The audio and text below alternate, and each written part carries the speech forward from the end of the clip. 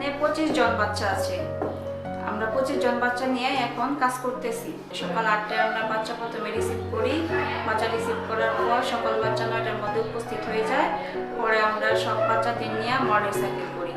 Morning সাইকেলে প্রথমে আমরা সবাই সবার সাথে পরিচিত হই, তারপরে বাহিরের পরিবেশের শারীরিক মানসিক বিকাশ হয়ে যায়।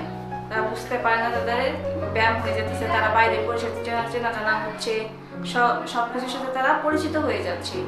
মর্নিং সাইকেলের পর আমরা সকালে নাস্তা বাচ্চাদের নিয়ে সকালে নাস্তা করি। নাস্তা করার পর বাচ্চাদের নিয়ে পরে আমরা শিক্ষামূলক একটা গল্প বলি। ওইখানে বাচ্চারা বিভিন্ন কিছু শিখে ওই গল্পটার মাধ্যমে। 1 বছর যাবত রাখতেছে বাচ্চা এখানে।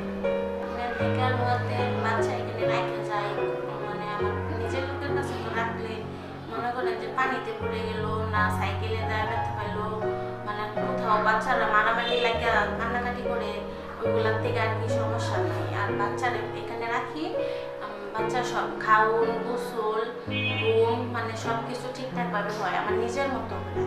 এই জন্য আমার নিরাপত্তা আছে, এই জন্য আমি এখানে রাখা যাই বাচ্চা।